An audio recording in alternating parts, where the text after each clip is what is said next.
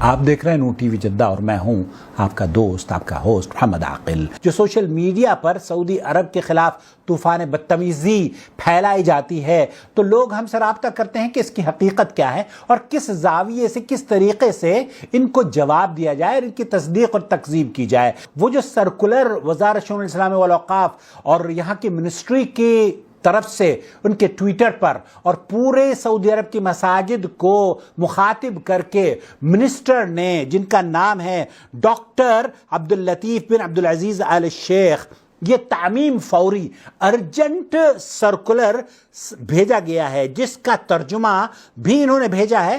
اسلام کی غلط تشریح کرتے ہیں، اگر یہ تشریح صحیح کرتے تو میں شاید 10 سال کے بعد توبہ نہ کرتا تبلیغی جماعت سے۔ یہ ایک بدعت اور فرقہ واریت کو فروغ دیتے ہیں۔ اور نمبر 4 یہ کہ سعودی عرب کی مملکت میں متعصب گروہوں بشمول تبلیغی اور دعوتی گروپ سے وابستگی ممنوع ہے۔ حقیقت یہی ہے کہ سعودی عرب میں اس طرح کی وابستگی کو پسند نہیں کیا جاتا جو کہ ہندوستان اور پاکستان کی تنظیموں میں ہے، چاہے وہ فلانے ڈاکٹر کی ہو، فلانے انجینئر کی ہو اور فلانے برادر کی ہو اور فلانے اس کی اسکالر کی ہو۔ میرے سامنے آل سعود کی دجالی حکومت کا ایک نیا فرمان ہے۔ اسلامک امور کی وزارت کی طرف سے یہ فرمان جاری کیا گیا ہے۔ اسلامک افیئرز کی جو منسٹری ہے اس کی طرف سے یہ حکم نامہ جاری کیا گیا ہے، اور اسلامی افیئرز کے منسٹر ڈاکٹر عبداللطیف آل شیخ ہیں۔ انہوں نے جو نیا فرمان جاری کیا ہے وہ یہ فرمان ہے، جو لوگ عربی جانتے ہیں، مدارس کے استاد ہیں، مدارس کے طالب علم ہیں، مدارس کے ذمہ داران ہیں، ان کے سامنے یہ فرمان کا متن موجود ہے۔ اور سعودی حکومت کی طرف سے جو بیانات سامنے آتے رہے ان میں حسن البنا کو دہشت گرد کہا گیا، سید قطب کو تو بڑے شد و مت سے دہشت گرد قرار دیا گیا، مولانا مودودی کو دہشت گرد قرار دیا گیا، مولانا ابو الحسن علی حسنی ندوی کو دہشت گرد قرار دیا گیا۔ تو یہ سارے افراد یا عظیم شخصیات دہشت گرد، اور ان کی جماعتیں مثلا جماعت اسلامی دہشت گرد، اخوان المسلمین دہشت گرد۔ ایک بیچاری تبلیغی جماعت رہ گئی تھی، ایک ایسی بے ضرر سی جماعت جس کو یا تو فکر ہوتی ہے قبر کی اور یا عالم بالا کی، جو نہ سیاست میں پڑتی ہے اور نہ کوئی اور مسئلہ چھیڑتی ہے، اس نے اپنے کو بالکل وقف کر رکھا ہے آخرت کے لیے اور جنت کی تمنا اور دوزخ سے بچنے کی دعا، یہی اس کا مشن ہے۔ اس کو بھی نہیں چھوڑا گیا۔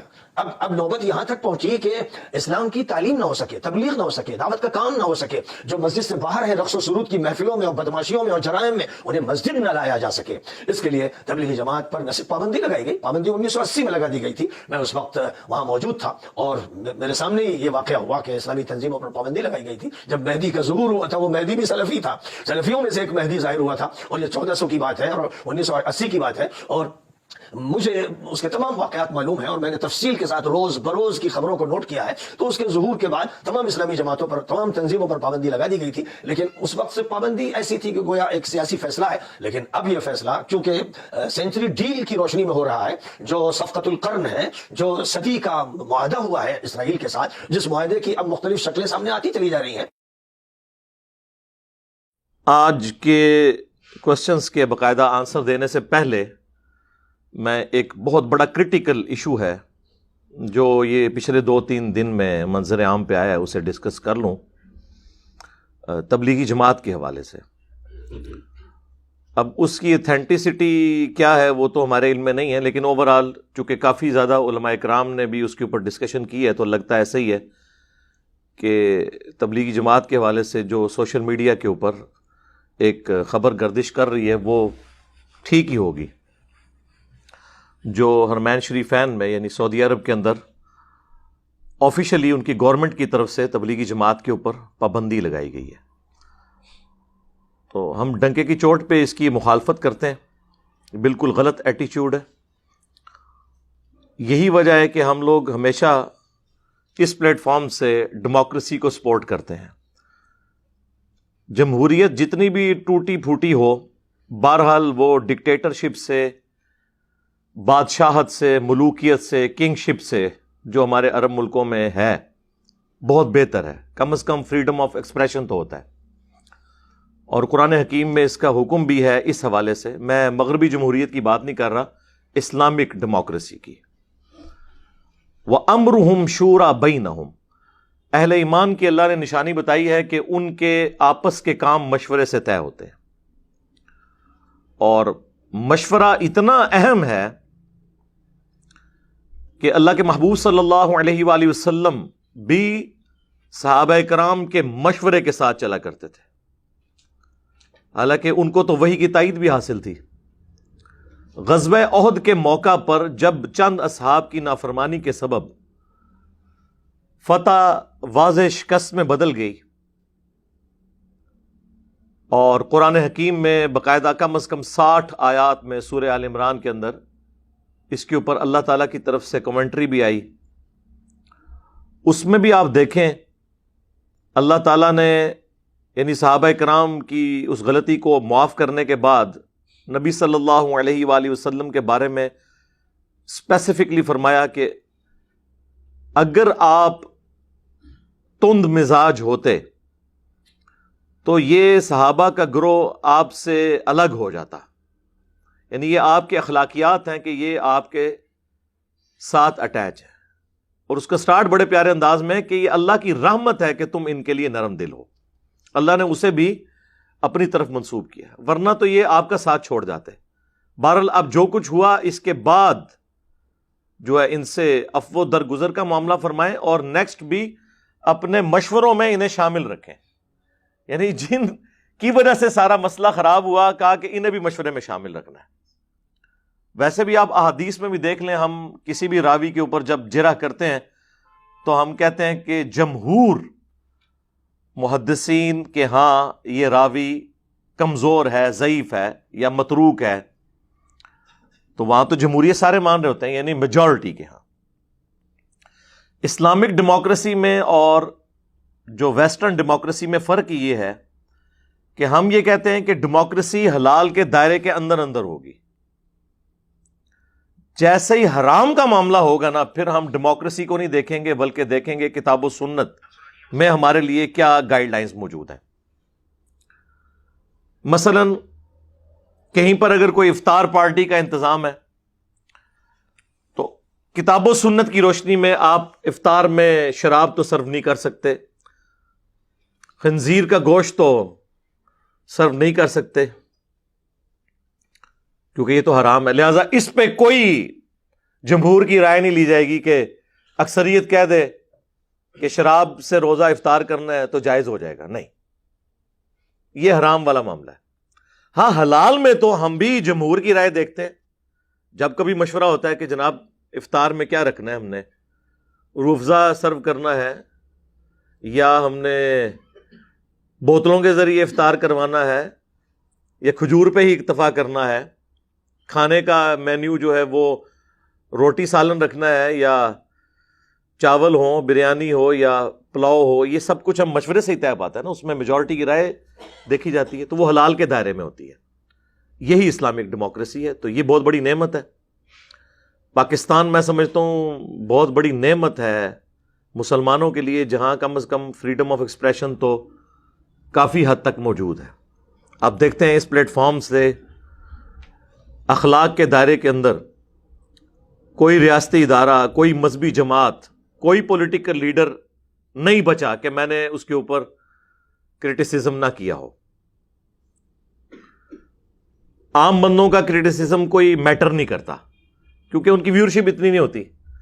ہماری اللہ کے فضل سے ویورشپ پاکستان کے جتنے بڑے بڑے ٹی وی چینلز ہیں ان سے بھی زیادہ ہے، تو پھر لوگوں کو ہضم ہو رہی ہے تو تبھی سن رہے ہیں نا۔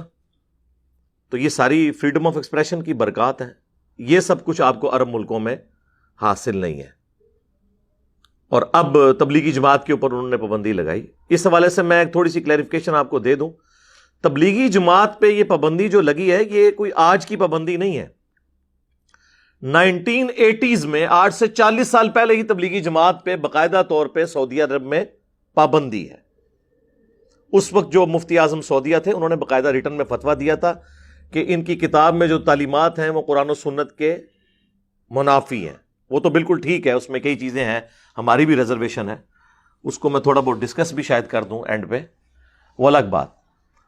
ان زمانوں میں دیوبند علماء کا لکھا ہوا قرآن کا ترجمہ اور تفسیر دی جاتی تھی، محمود الحسن دیوبندی صاحب کی، لیکن جب پاکستان سے اہل حدیث علماء نے اس کی کچھ غلطیاں ہائی لائٹ کی تو انہوں نے اس کے اوپر پابندی لگا کے پھر پاکستان کے ایک اہل حدیث عالم ہیں, کچھ عرصہ پہلے ہی فوت ہوئے ہیں, 95 ایئرز کی ایج میں آلموسٹ, صلاح الدین یوسف صاحب, اللہ تعالیٰ ان کی غلطیوں سے درگزر فرمائے, انہیں نیک کاموں کا اجر عطا فرمائے. تو انہوں نے ایک بڑا اچھا قرآن کا ترجمہ, وہیں سعودیہ میں آپ کو مسجد نبوی میں, بیت اللہ شریف میں آپ کو وہ اردو زبان میں وہی نظر آئے گا پڑھا ہوا. دارالاسلام پبلیکیشن جو پاکستان کا ایک ادارہ ہے, جو دنیا میں اس وقت سب سے بڑا ادارہ ہے کتابیں چھاپنے والا, اردو زبان میں, انگلش زبان میں. اس کے لیول پہ صرف ایک دارالکتب العلمیہ ہے بیروت کا, باقی اوورال دارالاسلام کا کام بہت بڑے لیول کا ہے. پاکستان کے ہی وہ اس کے آنر ہیں, اہل حدیث عالم دین ہیں عبد المالک مجاہد صاحب گجرانوالہ کے.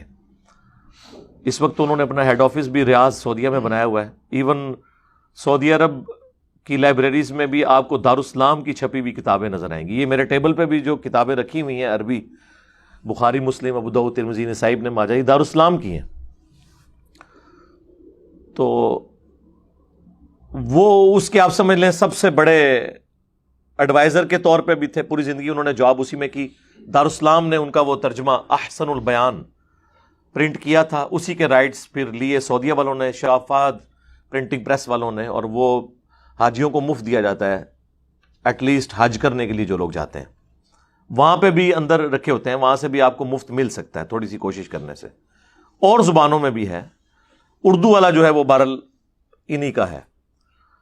تو وہ انہوں نے شروع کر دیا. تبلیغی جماعت پہ اس وقت پابندی لگ گئی تھی. تبلیغی جماعت کو سعودیہ کی کسی مسجد میں درس دینے کی اجازت 8 سے نہیں 40 سال پہلے سے نہیں ہے. پہلے آلموسٹ یہ 60 سال تک وہاں کام کرتے رہے ہیں. تبلیغی جماعت 1926 میں بنی تھی, یعنی ابھی 100 سال اسے مکمل نہیں ہوئے. اس وقت سے لے کر 80s تک سعودیہ میں اجازت تھی, ان کو اوپنلی مساجد کے اندر جماعتیں جاتی تھی.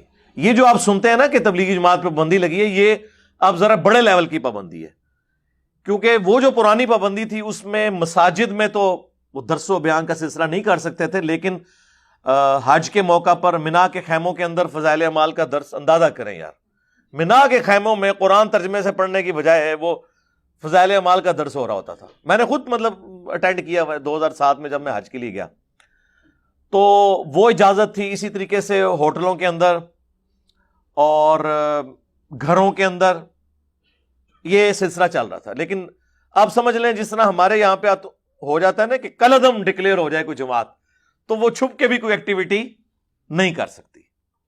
تو اب آلموسٹ انہوں نے اس کو یہ درجہ وہاں پہ دے دیا ہے. غلط ایٹیچیوڈ ہے. اس کی ریزن کوئی بھی ہو, بعض لوگ اسے وہ طالبان کے انقلاب کے ساتھ جوڑ رہے ہیں کہ وہ کہیں ایکسپورٹ نہ ہو جائے سعودیہ میں. یہ ان کو خطرہ لگا ہے کہ تبلیغی جماعت کے ذریعے طالبان آ کے یہاں سے ہماری کنگ شپ نہ چھین لیں. ملوکیت میں یہ تو ڈر لگا رہتا ہے, جب عوامی حکومت نہ ہو, ڈنڈے کے زور پہ ہو, تو وہ اسے مقبولیت تو حاصل نہیں ہوتی. پہلے ان کو خطرہ جو ہے وہ صدام حسین سے تھا, اس سے پہلے خطرہ ان کو امام خمینی سے تھا, اور اب طالبان سے خطرہ لگ گیا. کبھی داعش سے لگ جاتا ہے. تو یہ بھی ایک بڑی جو انڈکلیئرڈ ریزنز ہیں نا, ان میں سے ایک یہ ہے کہ شاید وہ نہ. یہ بات ٹھیک ہے کہ تبلیغی جماعت چونکہ اس کے روٹس دیوبند سے ہیں, تو دیوبندیوں کی جتنی بھی نان اسٹیٹ ایکٹرز سمجھ لیں جماعتیں ہیں نا, وہ اپنے کرتوتوں کو چھپانے کے لیے تبلیغی جماعت کو شیلٹر کے طور پر یوز کرتی ہیں. اس میں تبلیغی جماعت کا قصور نہیں ہے, وہ لوگ کرتے ہیں. ایون پاکستان میں بھی آپ دیکھیں, چونکہ تبلیغی جماعت کے لیے پورے ملک میں ایک سافٹ کارنر پایا جاتا ہے ان کی کنٹریبیوشنز کی وجہ سے, تو ہمارے کے پی سے جو ڈرگز ہیں ان کی اسمگلنگ بعض اوقات تبلیغی جماعت میں گھسے ہوئے لوگ, تبلیغی جماعت کی وجہ سے نہیں ہو رہا ہوتا, لیکن وہ اس کو یوز کرتے ہیں اور اس طریقے سے. اور یہ فرسٹ ہینڈ نالج میرے پاس موجود ہے ایجنسیز کی طرف سے. یہ نہیں کہ میں ایجنسیوں کا بندہ ہوں, مجھے تنگ بھی بہت ہیں وہ. تو بہرحال میرے پاس چونکہ فرسٹ ہینڈ نالج ہوتا ہے کہ یہ اس طرح, وہ جب اس طرح دہشت گرد چھپے ہوتے ہیں تو بعض اوقات وہ رائے ونڈ سے ملتے ہیں, یا رائے ونڈ سے انہوں نے تشکیل کوئی کسی وزیرستان کے علاقے میں کروائی ہوتی ہے, لیکن وہ رائے ونڈ والوں کو تو بیچاروں کو پتہ ہی نہیں ہوتا, اور وہ ویسے بھی کوئی 8 سے 1000 سال پہلے کی زندگی گزار رہے ہیں. نہ وہاں پہ آپ کو کوئی موبائل فون کی وہ اجازت ہے، نہ انہوں نے کوئی الیکٹرانک ریکارڈ مینٹین کیا ہوا ہے کمپیوٹرز میں، وہی پرانے رجسٹر ان کے چل رہے ہیں. اور ایون سپیکر میں نماز نہیں ہوتی، تقریریں سپیکر میں ہوتی ہیں، دعا سپیکر میں ہوتی ہے، نماز جو ہے وہ سپیکر میں نہیں ہوتی. یہ مکبرین کھڑے کیے ہوئے ہیں. تو مغرب اور عشاء کی نماز بھی رائیویٹ میں اسی طریقے سے ہے جس طرح زہر اور عصر کی نماز ہے. امام کی آپ کو قرات کی آواز آتی ہی نہیں ہے. آلموسٹ آپ سمجھ لیں ایک وقت میں 70-80 ہزار لوگ تو عام دنوں میں وہاں پہ اس مسجد میں موجود ہوتے ہیں. یعنی پاکستان میں سب سے بڑی گیدرنگ نماز کی جو ہے وہ رائیویٹ کی مسجد میں ہوتی ہے عام دنوں میں. میں اجتماع کے دنوں کی بات نہیں کر رہا، بلکہ اگر میں عام دنوں میں یہ دعویٰ کروں نا کہ حرمین شریفین سے بھی زیادہ لوگ رائیویٹ میں ہوتے ہیں تو یہ میرا دعویٰ غلط نہیں ہوگا. ہاں، اتنی زیادہ دنیا وہاں پہ نماز پڑھ رہی ہوتی ہے. تو یہ یعنی حج عمرے کو اگر آپ چھوڑ دیں نا، عمرے پہ جن دنوں میں پابندی ہوتی ہے تو آپ دیکھ لیں حرم مکہ میں کتنے بندے نماز پڑھ رہے ہوتے ہیں، اس سے زیادہ ہوتے ہیں وہاں پہ. تو وہ تو حج عمرے کی وجہ سے لوگ چلے جاتے ہیں نا. یہ تو نہیں کہ پورا سعودیہ جو ہے وہ مکے میں ہر وقت بیٹھا ہوتا ہے. یہ یہیں سے بات کی جا سکتی ہے کہ جی ہم ہوتے تو وہیں پہ ہوتے، ایسے نہیں ہوتا. تو تبلیغی جماعت پہ انہوں نے پابندی اس وقت ہی لگائی تھی، وہ اس طرح ایکٹیویٹیز پرفارم نہیں کر سکتے تھے. اب خیر ان کو یہ خطرہ لگ گیا کہ شاید کوئی طالبان کا انقلاب امپورٹ نہ ہو جائے تو ہم اسے وہاں سے ایکسپورٹ ہو کے یہاں نہ پہنچ جائے، تو پابندی لگا دیں تاکہ آسانی ہو جائے. لیکن یہ وہ ریزنز نہیں ہے جو وہ بتا رہے ہیں. وہ تو کہہ رہے ہیں کہ جی ان کی تعلیمات شرک اور بدعت کے اوپر مبنی ہے. تو میرے بھائی وہ تو پہلے سے سب کو پتا ہے کہ ان کی کتاب کے اندر کیا کچھ لکھا ہوا ہے، وہ تو پہلے نہیں تھا آپ کو پتا. تو یہ خام خواہ ایویں بہانے بنا رہے ہیں. اصل وجہ پیچھے پولیٹیکل کوئی ریزنز ان کی اپنی ہیں، اس کی وجہ سے وہ کر رہے ہیں. تو غلط ایٹیچیوڈ ہے. میں تو یہ نہیں کہتا صرف کہ تبلیغی جماعت سے پابندی اٹھائی جائے، میں تو کہتا ہوں اگر دیوبند کی تبلیغی جماعت کو وہاں تبلیغ کی اجازت ہے، بریلویوں کی دعوت اسلامی کو بھی اجازت ہونی چاہیے، اہل حدیث کو بھی اوپنلی اجازت ہونی چاہیے. اہل حدیث کو بھی اوپنلی اجازت کوئی نہیں ہے، وہ چند ایک نامینیٹڈ لوگ ہیں وہ جو آپ کو لال رومال والے نظر آتے ہیں. ہر یہ بندہ نہیں کہ لال رومال پہن کے تو وہاں شروع ہو جائے گا، پکڑ لیں گے وہ. ٹھیک ہے. اسی طریقے سے اہل تشیع کو بھی اجازت ہے. اگر کوئی شخص سمجھتا ہے کہ اس کے عقائد بڑے فرم ہیں، کتاب و سنت کے دلائل سے ہیں، تو آپ باقیوں کو موقع دیں، اس میں کیا مسئلہ ہے؟ سب کو اجازت ہونی چاہیے کہ وہ اپنا پوائنٹ آف ویو بیان کریں. ہاں، کوئی آرمڈ کنفلکٹ نہ کرے کہ کوئی اسلحہ اٹھا کے گن پوائنٹ پہ کسی کو منوانے کی کوشش کرے، یہ والی حرکت نہ ہو. باقی تبلیغ کی تو اجازت ہونی چاہیے. مکہ مدینہ انٹرنیشنل سٹیز ہیں مسلمانوں کے لیے، سب کو اجازت دے. اور یہ میں صرف ان کے لیے نہیں کہہ رہا، طالبان بھی افغانستان میں دعوت اسلامی کی جماعتوں کو آنے کی اجازت دیں. ہمارے پاس تو یہ بھی فرسٹ ہینڈ نالج ہے، افغانستان سے کئی لوگ یہاں پہ آ چکے ہیں ماشاءاللہ. اردو زبان کی برکت سے اللہ تعالیٰ نے انہیں کتاب و سنت کے منہج تک پہنچایا، تو وہ آ کے وہاں بتاتے ہیں وہاں پہ اہل حدیث پہ بھی کوئی اچھا وقت نہیں ہے طالبان کے آنے کے بعد. ان کو اس طریقے سے عام اجازت نہیں ہے، لیکن وہاں پہ بھی ان کو بھی خطرہ یہ ہے کہ اہل حدیث کے اندر داعش کے لوگ چھپے ہوئے ہوں گے، اس وجہ سے ان کا کریک ڈاؤن وہ کر رہے ہوتے ہیں. باقی تو ان میں ٹالرنس اس دفعہ بہت ہے. انہوں نے تو آپ کو پتہ ہے اس دفعہ محرم میں شیعہ کی جو مجالس ہیں ان کو بھی سیکیورٹی پرووائڈ کی ہے، جلوسوں کو سیکیورٹی پرووائڈ کی ہے. لیکن اس طریقے سے عام اجازت بریلویوں کو یا اہل حدیث کو، اہل تشیع کو اس طریقے سے اجازت نہیں ہے. تو اگر وہ یہ چاہتے ہیں کہ تبلیغی جماعت کو اجازت ملے تو انہیں بھی تھوڑا دل کھلا کرنا چاہیے. لیکن تیسری طرف ایران کے اندر جہاں جہاں پہ اہل سنت آباد ہیں وہاں پہ تبلیغی جماعت کو اجازت ہے تبلیغ کرنے کی، ان کی مساجد ہیں. یہاں پہ جھوٹ بولا ہوا جی وہاں سنیوں کی مساجد ہی نہیں ہے. ایک وہ الجزیرہ ٹی وی کے اینکر ہیں، وہ ایران کے دورے پہ گئے تو ان کی پوری آپ سمجھ لیں ڈاکومنٹری اپلوڈ ہوئی ہوئی ہے یوٹیوب کے اوپر، آپ دیکھیں. وہاں کے جتنے بھی سنی علماء ہیں، ان کے مدارس جتنے بڑے بڑے، وہ سارا انہوں نے وزٹ کروایا. وہ کہتے ہیں میں تو آنے سے پہلے سمجھ رہا تھا مجھے پکڑ لیں گے کیونکہ میں سنی ہوں، لیکن وہاں پہ جتنے سنی علماء تھے وہ بڑے خوش تھے. ایون جو بریلوی ٹائپ عوام ہے وہاں پہ میلاد کے جلوس اور وہ سارے وہ بھی سلسلہ ہوتا ہے، پورا ہفتہ میلاد کا منایا جاتا ہے. اور آپ ٹالرنس کا لیول دیکھیں، شیعہ کے نزدیک جو عید میلاد النبی صلی اللہ علیہ وآلہ وسلم کا دن ہے وہ 17 ربیع الاول ہے. اہل سنت کے نزدیک 12 ربیع الاول ہے. میری اس کے اوپر ویڈیوز ریکارڈ ہیں کہ کتابیں شیعہ کی بھی 12 ہی بتاتی ہیں. اصول الکافی میں 12 ربیع الاول موجود ہے. اہل سنت کے ہاں دلائل النبوہ امام بیہقی کی کتاب کے اندر 12 ربیع الاول موجود ہے. تو اب یہ ایک جھگڑا بنا تھا، تو امام خمینی نے وہ پورا ہفتہ جو ہے نا 10 سے لے کر 20 تک پورا عشرہ ہی میلاد النبی کا ڈکلیئر کر دیا، تاکہ یہ 12 13 14 15 16 17 کا جھگڑا ہی ختم ہو جائے. تو وہ پورا عشرہ منایا جاتا ہے وہاں پہ ربیع الاول کا. باقی وہ میری جو ریزرویشن ہے منانے کے اعتبار سے وہ الگ، میں آپ کو ویسے بتا رہا ہوں کہ کتنی ٹالرنس وہاں پہ موجود ہے. تو بال پاکستان جتنی زیادہ کہیں نہیں ہے، یہ میں آپ کو بتا دوں. ہاں یہاں پہ چاہے پولیٹیکل جماعتوں پہ آپ نے کرٹیسزم کرنا ہو، ریاستی اداروں پہ کرنا ہو، یا کسی مذہبی شخصیت کے اوپر، کافی حد تک آزادی ہے الحمدللہ، اور یہ پازیٹیو چیز ہے. اسی کی برکات وقت کے ساتھ ظاہر ہوتی ہیں. ادروائز اگر آپ اس طرح فریڈم آف ایکسپریشن کو دبا دیں گے تو اس کا نقصان ہی ہوگا. تو تبلیغی جماعت کے اوپر جو پابندی ہے جی، ہم اسے کنڈیم کرتے ہیں ڈنکے کی چوٹ کے اوپر. یہ کوئی ایٹیچیوڈ نہیں کہ اس طریقے سے آپ زبردستی کسی کے ساتھ کرنے کی کوشش کریں. اور باقی جماعتوں کو بھی اجازت ہونی چاہیے کہ وہ دعوت و تبلیغ کا کام کریں. آپ اگر یہ کہیں گے جی ہمارے نزدیک تو یہ چیز ثابت نہیں ہے، تو ان کے نزدیک ثابت نہیں ہے، تو میرے بھائی یہ تو پھر اینڈ تک معاملہ چلتا رہے گا. آپ قائل کریں انہیں.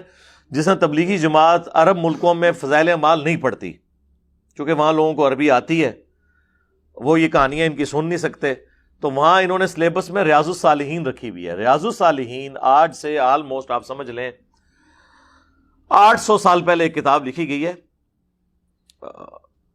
امام شرف الدین نووی المتوفی 676 ہجری، اب یہ 1443 ہجری چل رہا ہے، 676 ہجری میں وہ فوت ہوئے ہیں.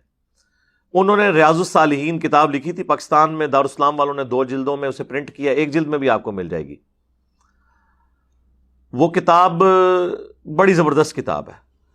مختلف ٹاپکس بیسک سے لے کر اخلاقیات تک، ہر ٹاپک کے اوپر پہلے وہ آیات لے کے آتے ہیں، اس کے بعد وہ احادیث لے کے آتے ہیں بخاری سے، مسلم سے، پھر اس کے بعد سنن اربع، جامع ترمذی، ابو داؤد، نسائی، ابن ماجہ سے. اس طریقے سے مختلف ٹاپکس کے اوپر آپ سمجھیں کہ بنے بنائے نوٹس ہیں. میں علماء سے بھی کہوں گا کہ اگر آپ کو جمعے کی تقریروں کے لیے کوئی کتاب نہ ملے، ریاض الصالحین آپ خرید لیں. اتھینٹک نالج ہے، آپ کے جناب کئی سالوں کے جمعے پار ہیں. ہاں جو یہ آپ کہانیاں سناتے رہتے ہیں، اس کی بجائے آپ آیات آپ کو ویسے تو ڈھونڈنی پڑیں گی کہ اس ٹاپک پہ قرآن میں کہاں آیت ہے. وہاں اتنی انٹلیکچوئل ترتیب کے ساتھ انہوں نے جو ہے وہ اس کے چیپٹرز بنائے ہیں، اور ہر چیپٹر کے آغاز میں آیت لے کے آتے ہیں، اس سے ریلیٹڈ آیات، پھر احادیث لے کے آتے ہیں. اس کے بعد سٹوریاں کوئی نہیں لے کے آتے. احادیث پہلے بخاری مسلم سے، اس کے بعد باقی. یعنی جس طرح مشکات المصابیح لکھی گئی ہے نا، مشکات تو پیورلی حدیث کی کتاب ہے نا، اس میں پلس قرآن کی آیات بھی ہیں. مشکات کے بعد میں یعنی سب سے بیسٹ بک اس حوالے سے اسے سمجھتا ہوں. مشکات ٹاپ پہ اس لیے کہ اس میں زیادہ ٹاپکس کور ہیں. اس میں ٹاپکس اتنے زیادہ نہیں ہیں، لیکن جو بیسک جتنی بھی آپ کی ایک ضروریات دین ہے، آپ کی بیسکس جتنی بھی، وہ اس کے اندر کور ہے. اخلاقیات سے متعلق ہوں، اسی طریقے سے علم الاحکام ہوں، طہارت کے مسائل ہوں، یہ ساری چیزیں اس میں انہوں نے کور کی ہوئی ہیں. تو ریاض الصالحین سے وہاں درس دیتے ہیں. تو سعودیہ والوں کو اگر ان سے ہے تو وہ ریاض الصالحین سے درس شروع کرواتے ہیں. باقی یہ کہنا ہے کہ جی یہ وہ 3 دن کا سروزہ لگانا، 40 دن کا چلہ لگانا، یہ نبی علیہ السلام سے ثابت نہیں ہے. تو یہ میرے بھائی یہ تو انتظامی معاملات ہیں. نبی صلی اللہ علیہ وآلہ وسلم سے تو مسجد نبوی میں اور حرم مکہ کے اندر CCTV کیمرے لگانا بھی ثابت نہیں ہے. وہاں پہ وضو خانہ ہے اس طریقے کے بنوانا بھی ثابت نہیں ہے، ماربل لگانا بھی ثابت نہیں. یہ سب انتظامی معاملات ہیں. انتظامی معاملات کو آپ کبھی بھی اس طریقے سے نہیں جوڑتے. علماء کا جو کورس ہے درس نظامی کا، یہ نبی علیہ السلام نے ڈیوائز کیا، یہ صحابہ تابعین نے. انتظامی معاملہ ہے، اس کو خام خواہ ایک بحث بنا دینا. ہاں آپ سلیبس پہ بات کر سکتے ہیں کہ سلیبس کتاب و سنت کے مطابق ہو، وہ تو ہماری بڑی سختی کے ساتھ ریزرویشن ہے ان کے اوپر کہ یار خدا کے لیے اس کتاب سے جان چھڑائیں، فضائل اعمال سے. اس کے مقدمے میں شیخ زکریا کاندلوی خود لکھ رہے ہیں، اور دیکھیں یہ ایک بہت بڑی کرامت ہے کہ انہوں نے خود لکھ دیا ہے. آپ حیران ہوں گے جو کچھ انہوں نے اس میں لکھا ہے. انہوں نے کہا کہ طبیبوں نے یعنی ڈاکٹرز نے کسی بیماری کی وجہ سے، اور وہ بیماری بھی ذہنی تھی، مجھے چند دنوں کے لیے ذہنی کام کرنے سے روک دیا، تو میں نے فرصت کے ان ایام کو غنیمت سمجھا اور میرے جو شیخ تھے الیاس کاندلوی صاحب جنہوں نے یہ تبلیغی جماعت بنائی، انہوں نے بڑے عرصے سے مجھے کہا ہوا تھا کہ کوئی تبلیغی نصاب لکھ دو. اس کا پہلے نام تبلیغی نصاب ہوتا تھا، فضائل اعمال، فضائل درود، فضائل حج، یہ سارا اس کا حصہ ہے. اب انہوں نے خیر وہ فضائل اعمال علیحدہ کر دی. تو کہتے ہیں بڑے عرصے سے میں اس کی تکمیل نہیں کر سکا، اب اللہ نے مجھے موقع دیا ہے کیونکہ ڈاکٹروں نے ذہنی کام سے روک دیا. ہاں تو میں نے کہا یہ خالی ایام میں ان کو یوٹیلائز کر کے ایک کتاب کیوں نہ لکھ دوں. یہ کتاب اس وقت لکھی گئی ہے جب ان کو ڈاکٹروں نے دماغی کام سے روک دیا تھا، اور کتاب بھی اس کے اوپر شاہد ہے جو کچھ انہوں نے اس کے اندر لکھا ہے. وہی صوفیوں والی تعلیمات، وہی واقعات کہ جی ایک بزرگ تھے روزانہ 3 قرآن پڑھتے تھے، ایک تھے روزانہ 8 قرآن پڑھ لیتے تھے.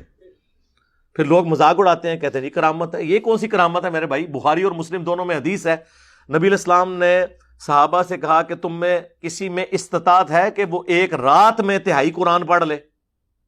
صحابہ نے کہا یا رسول اللہ یہ استطاعت کس میں ہوگی سوائے بزرگان دین کے؟ یہ میں بریکٹ میں کہہ رہا ہوں. تو آپ نے فرمایا سورۃ الاخلاص پڑھ لو، یہ 1/3 قرآن کے برابر ہے.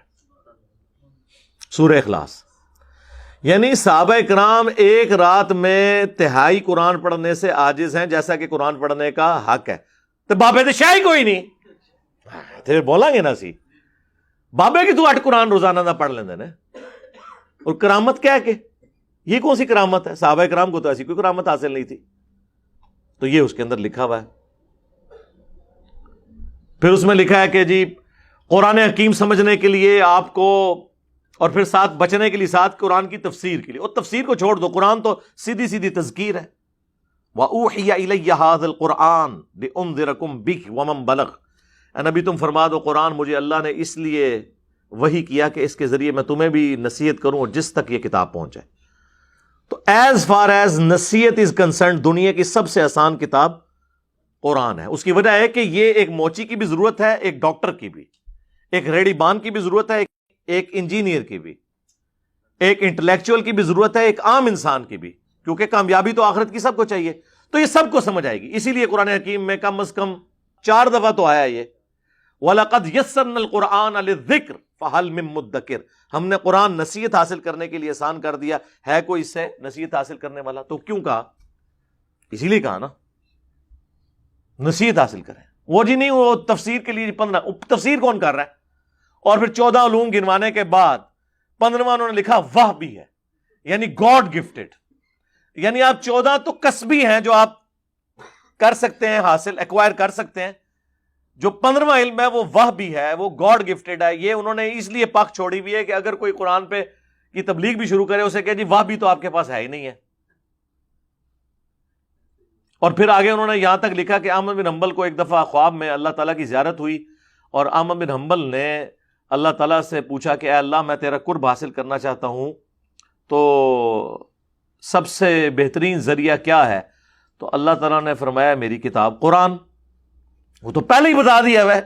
یعنی نبی علیہ السلام غدیر خم پہ قرآن اور اہل بیت، حجت الوداع پہ قرآن اور سنت.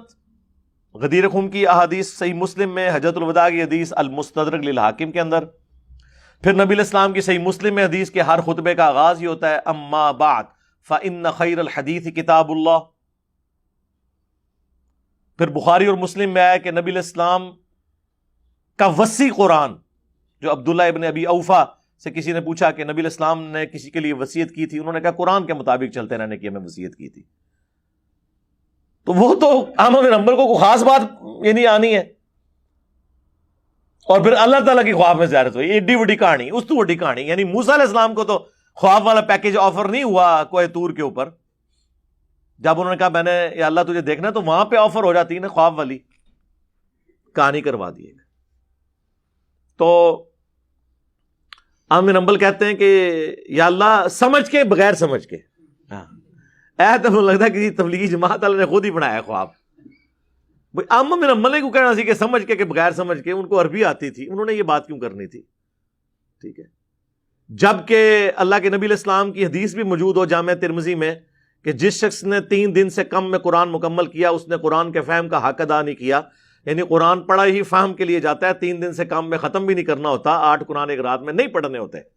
اور امام حنیفہ کی طرف منسوب کیا 61 قرآن رمضان میں پڑھتے تھے 30 دن کے وقت 30 رات کے وقت ایک تراویح میں وہ جڑا کاٹ ہے نا اتنے والا ایک وہ تراویح والا آیا ہے 29 روزے پتہ نہیں کیا کرتے سن 3 روزے لیتا تھا ایک کاٹ ہے